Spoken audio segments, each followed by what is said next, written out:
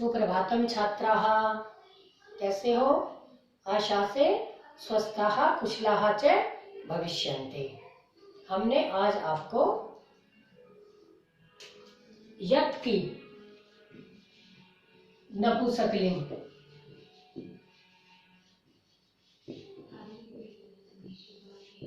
आपसे सुनी थी, जो आपके टेस्ट में भी आएगी।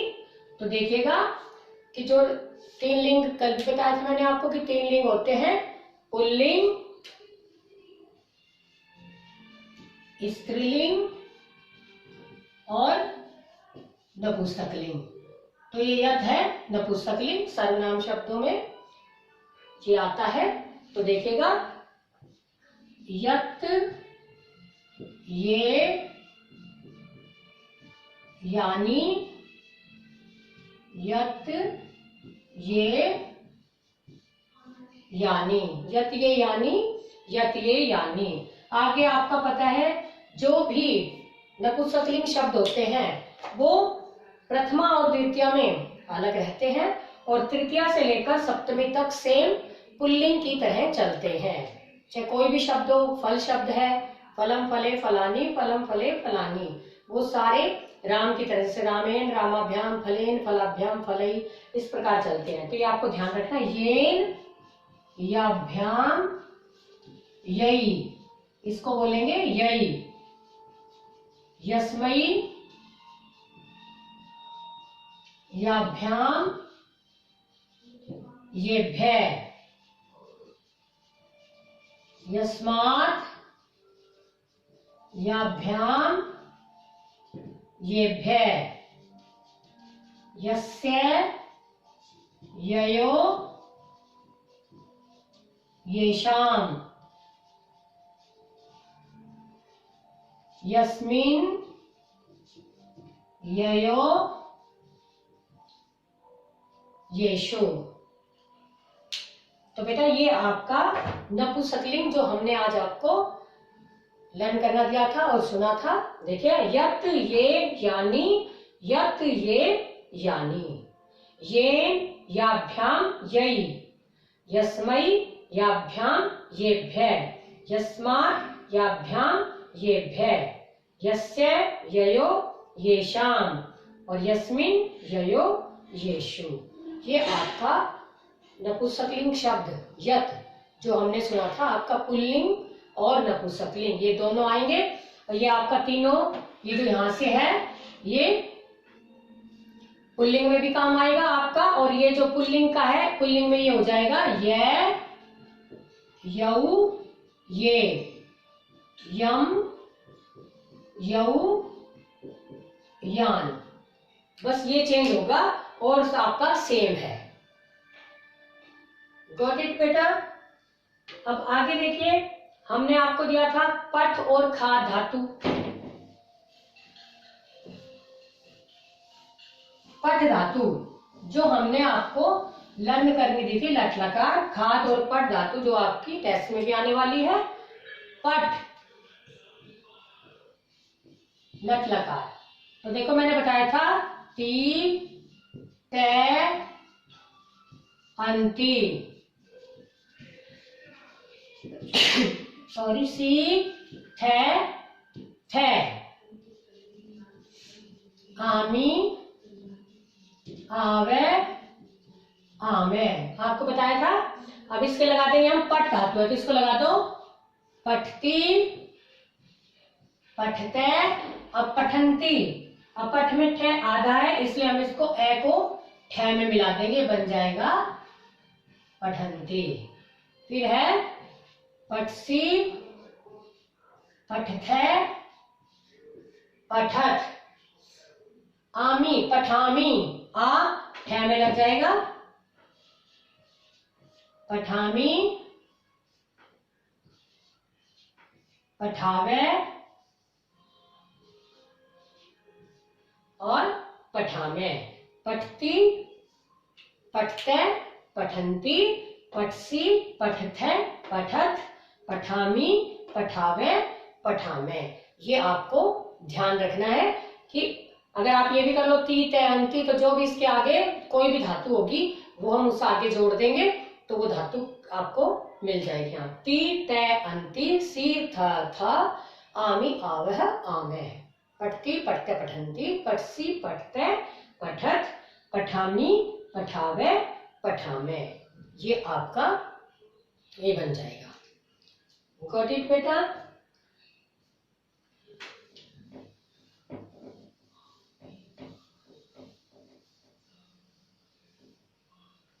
अब आपका तृतीय चैप्टर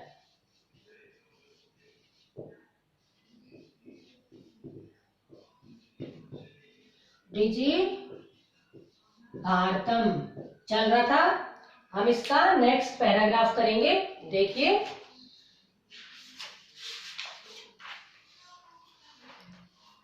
जो कल हमने पढ़ा था एक बार हम रिपीट कर देते हैं। कहीं भी यात्रा करनी हो, रेलयान की टिकट और हवाई जहाज की टिकट की आज आवश्यकता नहीं है। सर्वाणि पत्राणि सभी टिकट अस्माकम हमारे चल दूरभाष यंत्रे। चल दूरभाष कल भी बताया था आपको। मोबाइल के ईमेल इस स्थान पर सुरक्षितानि भवन्ति सुरक्षित रहते हैं। कि सभी टिकट हमारे मोबाइल के ईमेल इस स्थान पर सुरक्षित रहते हैं। जिन्हें यानी संदृश्य जिन्हें दिखाकर वयम हम सौकर्येन मीन आसानी से यात्रा का आनंदम ग्रहणीमय आनंद ले सकते हैं। चिकित्सालय अपि चिकित्सालय में जहाँ चिकित्सा होती है अस्पताल। अस्पताल में भी उपचारार्थम मीन्स उपचार के लिए इलाज के लिए रुपये का नाम आवश्यकता रुपयों की आवश्यकता अद्य न अनुभूयते आज अनुभव नहीं की जाती अनुभव नहीं होती। कि चिकित्सालय में भी यानी अस्पताल में भी इलाज के लिए रुपयों की आज आवश्यकता अनुभव नहीं होती। क्योंकि सर्वत्र कार्ड माध्यमेन क्योंकि सभी जगह सर्वत्र में सभी जगह कार्ड के माध्यम से और ई बैंक माध्यमेन और ई बैंकिंग के माध्यम से शुल्कम प्रदातुम शक्यते शुल्क प्रदान कर सकते हैं यानी फीस हम दे सकते हैं। ठीक है बेटा, आगे देखिए। तद दिनम न अति दूरम तद दिनम तत्पलस दिनम। एक बार संस्कृत पढ़ देती हूँ। तद दिनम न अति दूरम यदा वयम हस्ते एकमात्रम चल दूरभाष यंत्रमादाय सर्वाणि कार्याणि साधयतुम समर्थाः भविष्यामि। वस्त्रपुटके रूप्यकाणां आवश्यकता न भविष्यति। पासबुक चेकबुक इत्यन्यो आवश्यकता न भविष्यति। पहले इतना ही देखेंगे। तद दिनम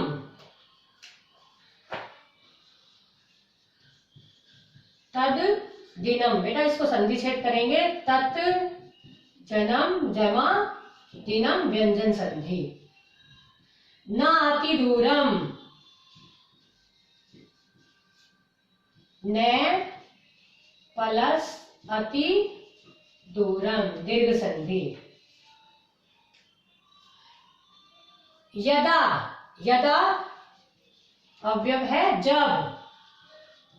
यदा मीन्स जब कि वह दिन दूर नहीं जब हम हंसते हाथ में एकमात्र चल दूरभाष यंत्र चल दूरभाष यंत्र यानी मोबाइल आदाय चल भाष यंत्रम प्लस आदाय मीन्स लेकर सर्वाणि कार्याणि साधयतुम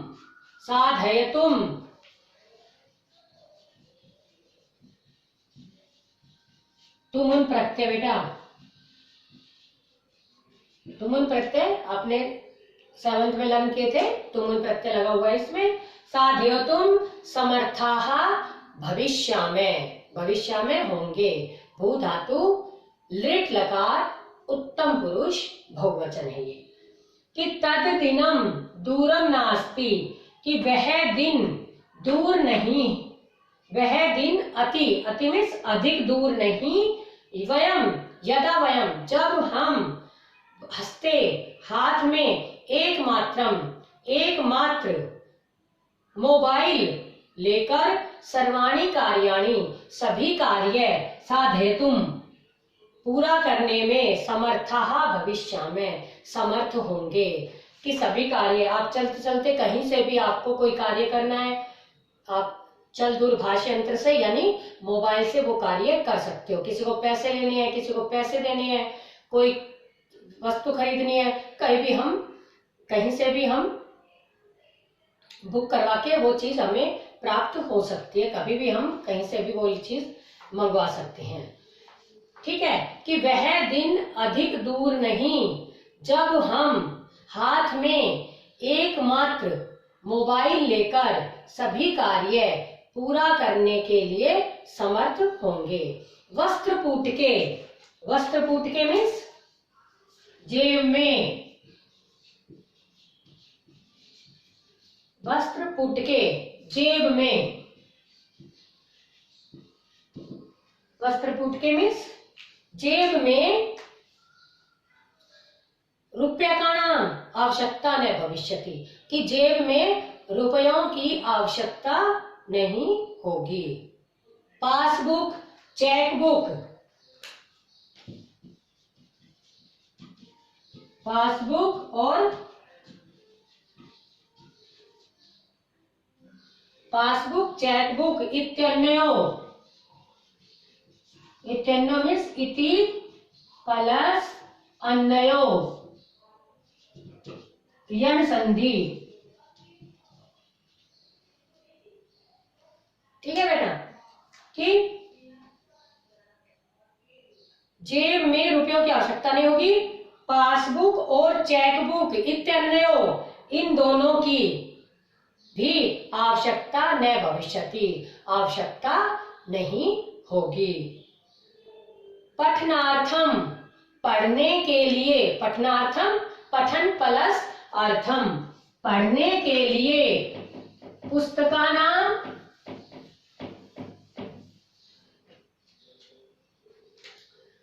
पठनार्थम पठन प्लस अर्थम, अर्थम मीन्स के लिए, पठन मीन्स पढ़ने के लिए।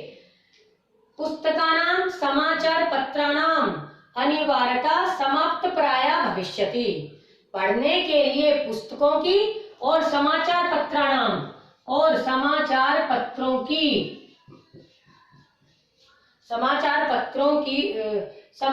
पत्रों की जरूरत या आवश्यकता या अनिवार्यता समाप्त प्राय समाप्त हो जाएगी। आपको पता है ना कि पढ़ने के लिए आजकल सब मोबाइल में, अब आप मोबाइल से पढ़ रहे हो। आपको पता है कि कैसे ऑनलाइन हम क्लास ले रहे हैं, आप क्लास पढ़ रहे हो आप, और अब ये आपको वीडियो चला जाएगा, वहां वीडियो से आप देखकर पढ़ सकते हो। तो ये सब पढ़ने के लिए समाचार पत्र और पुस्तकों की आवश्यकता भी प्राय समाप्त हो जाएगी। लेखनार्थम लिखने के लिए,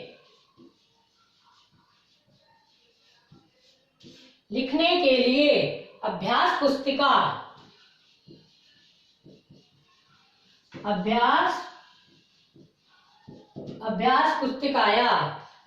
पुस्तिका की यानी आपकी जो बुक है उसकी, कर्कदस्य व अथवा कागज की नूतन ज्ञान अन्वेषणार्थम,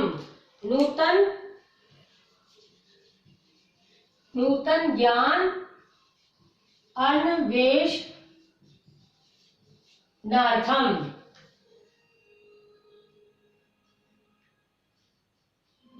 नए ज्ञान की वेशनार्थम खोज के लिए, शब्दकोश मीन्स आपका डिक्शनरी,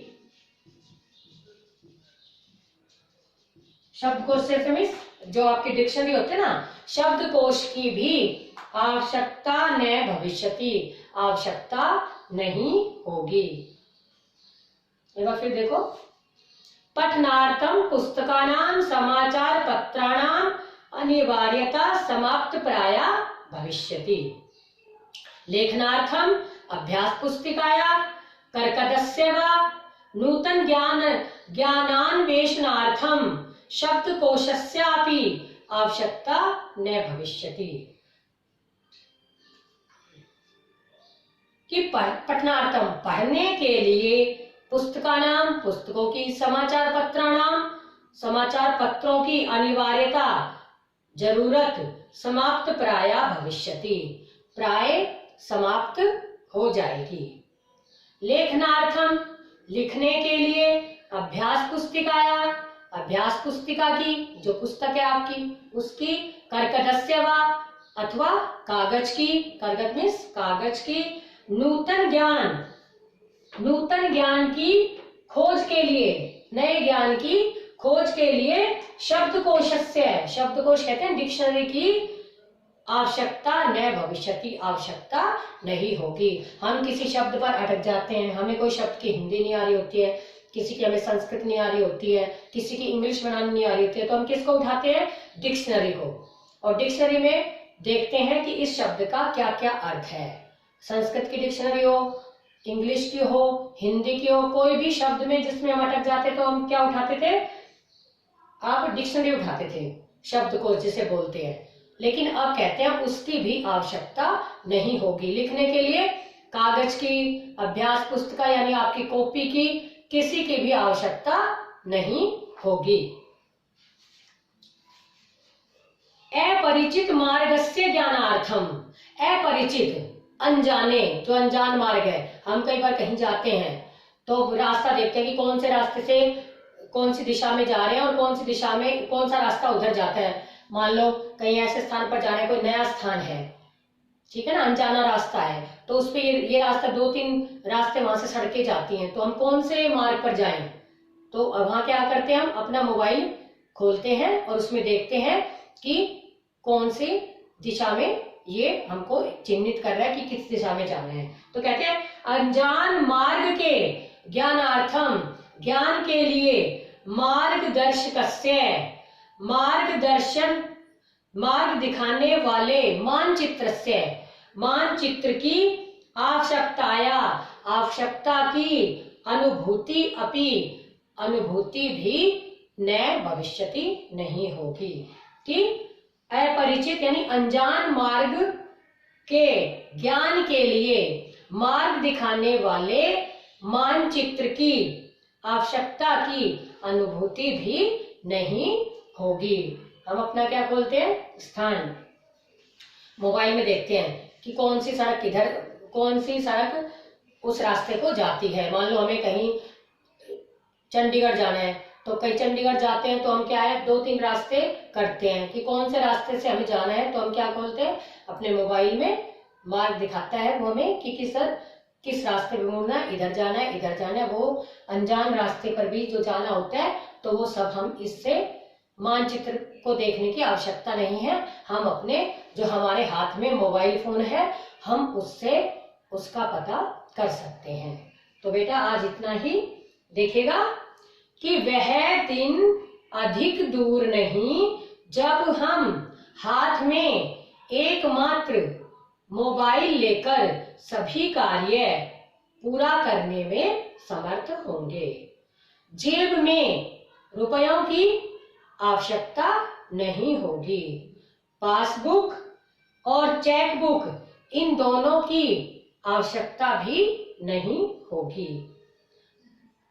पढ़ने के लिए पुस्तकों की, समाचार पत्रों की जरूरत या आवश्यकता प्राय समाप्त हो जाएगी। लिखने के लिए अभ्यास पुस्तिका अथवा कागज की, अभ्यास पुस्तिका यानी जो आपकी नोटबुक होती है, अभ्यास पुस्तिका अथवा कागज की, और नए ज्ञान की खोज के लिए शब्दकोश, शब्दकोश बताया था आपको, डिक्शनरी, शब्दकोश की आवश्यकता भी नहीं होगी। अनजान मार्ग के ज्ञान के लिए, जो अनजान रास्ता है, अपरिचित है, जो हम जिससे परिचित नहीं है, ऐसे मार्ग कि अनजान मार्ग के ज्ञान के लिए मार्ग दिखाने वाले मानचित्र की आवश्यकता भी नहीं होगी। बेटा ये आपका 3rd चैप्टर हमने आपको करवाया है, इसे आपको लर्न भी करना है, ठीक है। अब आपका जो हम 1st चैप्टर है, इसके हम आपको 2 श्लोक करवाते हैं ताकि आपका एक बार रिवीजन हो जाएगा और हम आपसे आगे सुन लेंगे। देखिएगा, गुणा गुणज्ञेषु गुणा भवन्ति, गुणा गुणज्ञेषु, गुण गुणा गुण गुणज्ञ, गुणों को जानने वाले जो गुणवान लोग हैं, कि गुण गुणवान लोगों को प्राप्त करके गुणा भवन्ति, गुण ही बने रहते हैं। ते निर्गुणम प्राप्य, वे ही गुण, ते मीन्स वे ही गुण, निर्गुणम, निर्गुणम मीन्स गुणहीन, जो गुण से रहित है, वे ही गुण गुणहीन व्यक्ति को प्राप्त करके दोषा भवन्ति, दोष बन जाते हैं। सुस्वादु तोया प्रभवन्ति नद्य, कि जिस प्रकार, नद्य, नद्य मीन्स नदियां, कि जिस प्रकार नदियां, सुस्वादु तोय, तोय मीन्स पानी, जल, जिस प्रकार नदियां स्वादिष्ट जल वाली होकर बहती हैं, समुद्रम आसाद्य, वे ही नदियां, समुद्रम आसाद्य, समुद्र को प्राप्त करके भवन्ते अपेया, भवन्ति प्लस अपेया, अपेया मीन्स न पीने योग्य हो जाती हैं। कि आपको देखो पता है कि गुण गुणवान व्यक्ति को, देखो एक व्यक्ति गुणवान है, उसके अंदर गुण है, वो गुणी है वो व्यक्ति, अगर उसके अंदर एक गुण और समाएगा तो वो गुण ही बना रहता है, क्योंकि वो गुण का उसका प्रयोग करेगा।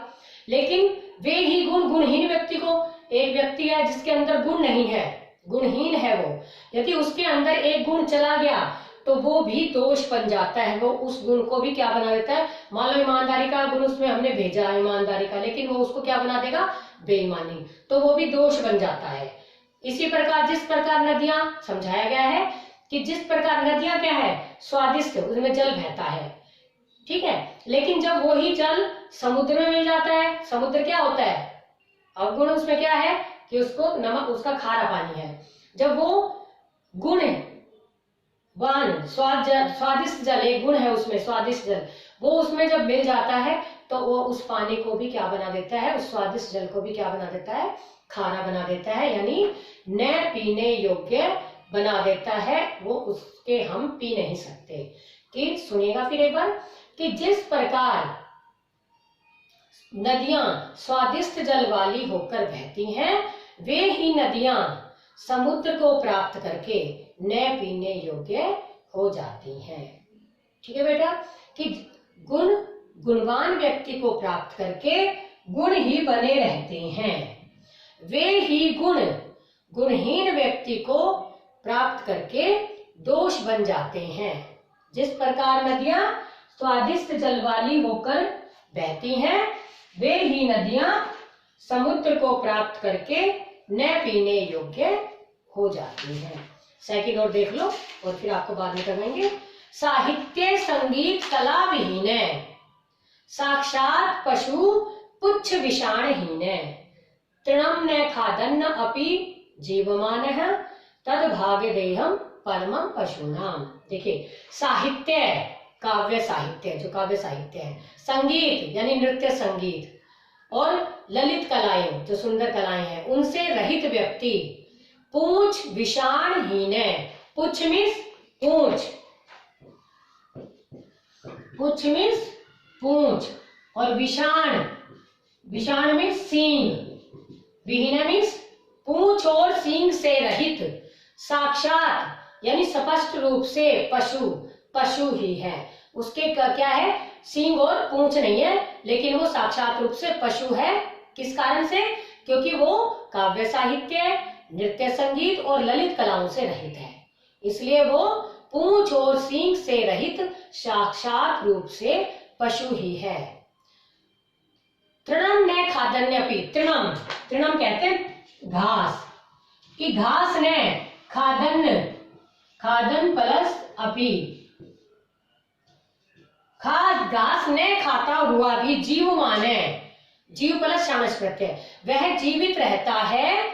तद भाग्य देवम परमम पशुनाम, यह पशुओं के लिए बड़े सौभाग्य की बात है। देखिए, यदि कह रहे हैं यदि मनुष्य ने, क्योंकि मनुष्य और पशुओं में क्या अंतर है, एक बुद्धि का अंतर होता है, उसमें बुद्धि होती है मनुष्यों में, प्राणी में, और जो पशु होते हैं उनमें बुद्धि नहीं होती। यदि उसने, मनुष्य ने भी अपनी बुद्धि का प्रयोग नहीं किया तो वो कैसा हो जाएगा, पशु के समान। हाँ, उसके पूंछ और सींग नहीं है, ठीक है, लेकिन वो अगर घास भी कहते हैं, अगर वो घास भी खाने लग जाता, कौन, मनुष्य, तो पशुओं के लिए खाने के लिए घास भी नहीं बचती।